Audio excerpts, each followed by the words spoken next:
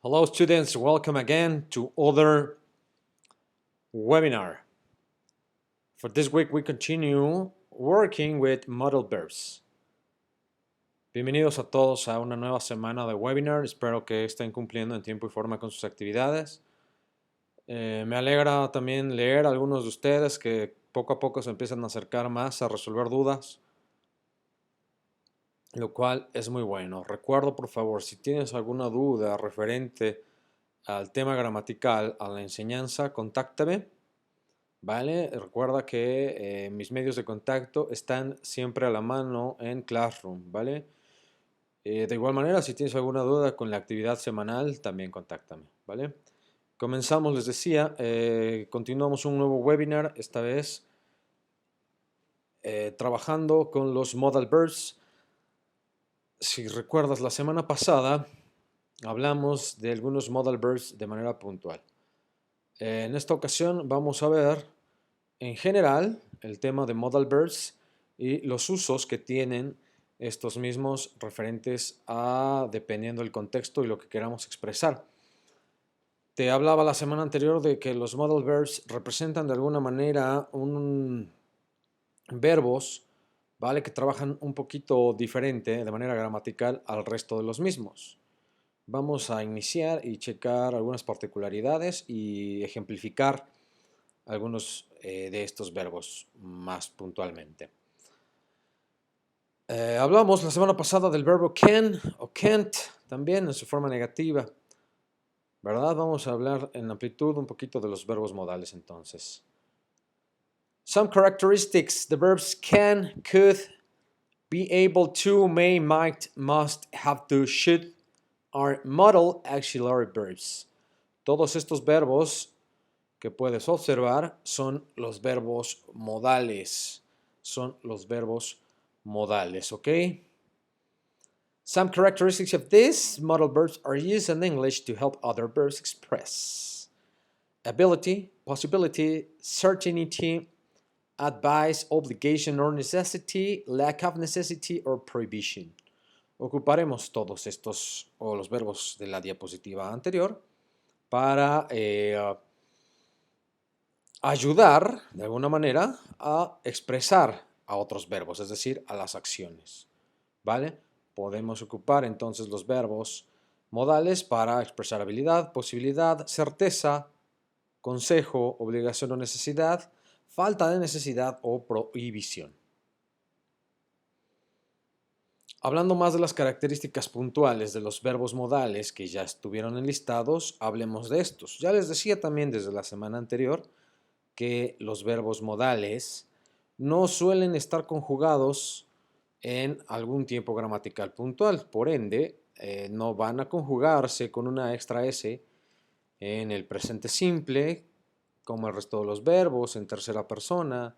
Estos verbos modales suelen, o la gran mayoría, no se conjugan con terminación ing y por lo mismo no se van a conjugar en pasado, no tendrán su terminación ed para el pasado. ¿Vale? Tenemos aquí algunos ejemplos. He can cook está correcto, pero no puedes utilizar he can't cook o no puedes conjugar el verbo en canning o can't, ¿ok? Eso sería terriblemente mal ocupado, ¿vale? Entonces los verbos modales están ya puestos en su forma base, por así decirlo, y no pueden modificarse dependiendo del sujeto o inclusive del tiempo, ¿vale? O en infinitivo tampoco, en ing. They do not use the auxiliary do to form question and negative. Les decía que los verbos modales desde la semana anterior no ocuparán ningún tipo de auxiliar, ya que en realidad ellos son el auxiliar de la sentencia o de la oración. Al ser el auxiliar, o en este caso de manera puntual el verbo modal, ocuparán la negativa siempre adelante, es decir, el not adelante. Siempre trabajarán con el not. De igual manera, pueden formular preguntas sin necesidad de ningún tipo auxiliar. Lo único que tienes que hacer para hacer preguntas con cualquiera de los verbos modales es antecederlo al sujeto, como en cualquier pregunta sería, utilizando cualquier auxiliar. De igual manera, en las short answers o las respuestas cortas tendrás que responder con el mismo uso del auxiliar. Tenemos aquí algún ejemplo. They shouldn't make any noise. Estamos negando el should, en este caso con el not, ¿verdad? They don't should make any noise. Está terriblemente mal porque, repito, no vamos a ocupar ningún tipo de auxiliar aquí, ¿vale? Entonces esto está mal. They are followed by the base form of the verb. Siempre van seguidos o siempre van acompañados, mejor dicho, de un verbo, ¿vale? Los verbos modales siempre van con un verbo adelante. Este verbo debe ir en su forma normal siempre, ¿vale? No puedes ponerlo en cualquier otro tiempo o conjugación del verbo. Por ejemplo, you must fasten your seat belt. No puedes utilizar algo como you mustn't to fasten your seat belt. Es muy usual que para el presente simple, el pasado simple, inclusive para el futuro, cuando ocupamos dos verbos juntos, los separemos con el to, ¿verdad? En este caso no será así. En este caso,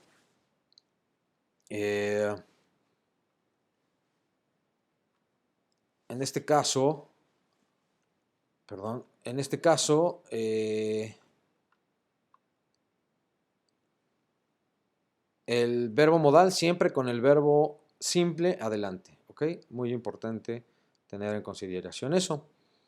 Y dice también, they don't form all tenses, they usually had present or past tense. Así es, como les decía, los verbos modales no suelen acompañarse de auxiliares que indiquen el tiempo gramatical de la sentencia porque estos mismos verbos están ya tanto en presente como en pasado. Puntualmente el único que tiene pasado puede ser el can, que su pasado es could, ambos verbos modales, ¿verdad?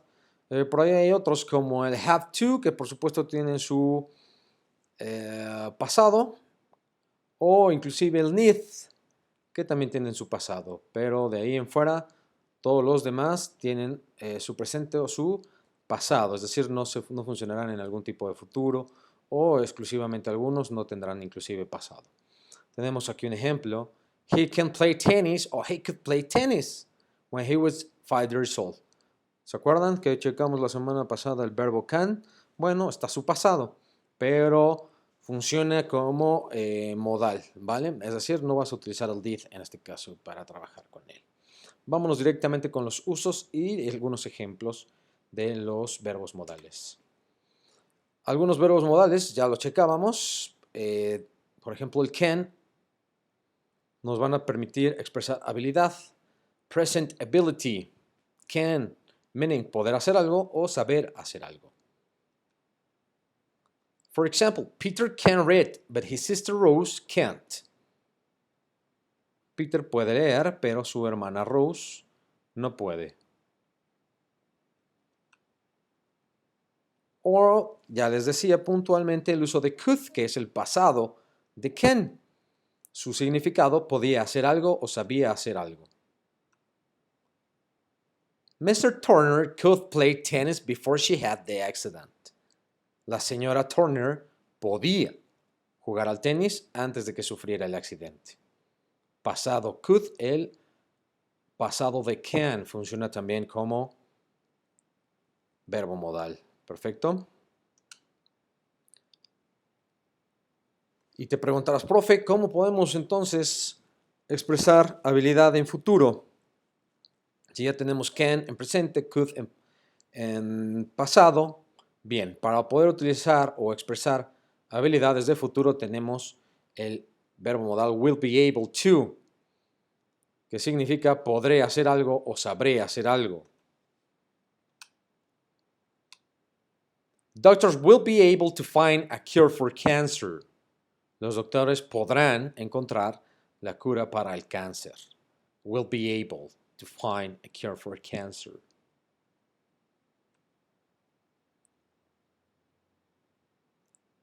Positive certainty. Must. Meaning, the final yes or am sure. Tenemos un verbo modal aquí nuevo que es el uso de must, que tienen que ser algo, es como un tipo de obligación, ¿ok? O mejor dicho también, para expresar certeza. Expresar certeza, podemos ver en la imagen, he must be lost. Él debe de estar perdido. No hay opción, está obvio, ¿vale? Él debe estar perdido. Entonces, must, si lo quieren traducir al español, funciona como deber. Deber, pero algo muy, muy definitivo, ¿ok? Tenemos también verbos modales que expresan posibilidad. Dentro de ellos tenemos el may, might y could. Could, que ya sabemos que es el pasado del verbo poder, pero también significa podría. Dependerá del contexto, en realidad, cómo será el uso, ¿vale? Su significado de los tres por igual, que algo es posible o que quizá, o que la situación quizá ocurra. Why is the baby crying? ¿Por qué está el bebé llorando? He may be angry, he might be angry, o he could be angry. Las tres expresan posibilidad, ¿vale? Las tres expresan posibilidad. Él quizá tiene hambre, o él podría estar hambriento. Negative certainty. El can't, por supuesto. La certeza negativa, que es el can't, por supuesto, ya lo hemos analizado, con el significado definitely not o am sure not. Definitivamente no o estoy seguro que no. Como he can't be at home. Él no puede estar en casa. Certeramente lo podemos deducir desde la imagen, viendo que trabaja en una laptop e inclusive tiene un teléfono móvil y está en el auto, ¿no? He can't be at home. Certeza negativa. Advice, el consejo, ya lo tuvimos la oportunidad de analizarlo puntualmente la semana anterior, el should y el shouldn't, ¿cierto? Para dar algún consejo o inclusive para no utilizarlo de esa manera. Tenemos aquí, you should be more careful, derivado de la imagen, debería ser más cuidadoso o deberían ser más cuidadosos. Ya checamos el should puntualmente la semana pasada. ¿Vale? Que ya sabemos entonces también que el should funciona como un modal verb. Obligation and necessity. There are two types of necessity and obligation. The internal and the external. In the internal, the speaker decides that something is necessary. Okay, that some personal circumstances make the obligation necessary. In the external way, somebody else or other than the speaker has made the decision. Some external circumstances make the obligation necessary. Laws, regulation, agreements, and other people order. Okay. Entonces tenemos las necesidades y las obligaciones de dos tipos, las internas y las externas. Las internas van derivadas un poquito más al contexto, donde la persona que habla decide que algo es necesario, ¿ok? Partiendo de las circunstancias personales, ¿vale? Por ejemplo, cuando estás cocinando algo y dices que le falta sal, ¿no? Es necesario agregar sal, pero de manera puntual, no porque alguien lo obligue a hacerlo, sino partiendo desde la perspectiva de la persona que lo expresa. Por el otro lado está la obligación o la necesidad externa, donde sí va dictada un poco la obligación o la necesidad por circunstancias externas, ¿vale? Ya sean leyes, regulaciones legales, acuerdos o inclusive órdenes de personas externas a la misma. We have some examples of internal obligation or necessity. Tenemos el must y el have to, donde el significado es algo necesario o que estás obligado a realizarlo. You must listen to me carefully. It's an obligation. Debes de manera obligatoria poner atención. Or you have to listen to me carefully. Debes también de manera puntual poner atención. derivado del ejemplo que podemos observar aquí, ¿vale? La diferencia puntual entre must y have to es que el must, ¿ok? Es una obligación puntual. Es obligación. Mientras que el have to en realidad es una necesidad. En el ejemplo, puntualmente, podemos observar que lo debes de hacer como una obligación, pero también lo necesitas hacer en este caso, ¿vale? External obligation or necessity, have to, meaning it's necessary or am obliged to. I have to wear a uniform every day at work. Debo de hacerlo. Es algo que me obliga a hacerlo, en este caso de manera puntual, no tan obligado. Porque atendiendo la diferencia entre el must y el have to, tenemos que el must suele utilizarse principalmente en órdenes, reglas o instrucciones, pero puntualmente el must se ocupa más en cosas escritas, a diferencia del have to, que se utiliza más para el hablar. We're going to check this. All visitor must register at office. Must, obligation, deber. De igual manera, podemos expresar la falta de obligación o de necesidad con el don't have to o el doesn't have to. O el don't need to o el doesn't need to. Que por cierto, puntualmente podemos utilizar el need to, perdón, con su negativa, needn't. Puntualizando o derivada de falta de obligación o necesidad. Significado puntual de estos, que no es necesario hacer algo. The farmer doesn't have to buy any vegetables. It isn't necessary for the farmer to buy any vegetables. No es necesario para el granjero comprar vegetales. Él los cultiva, él los tiene. Entonces, the farmer doesn't have to buy any vegetable. Prohibition. También algunos verbos modales para prohibición. Puntualmente el mustn't o el must not.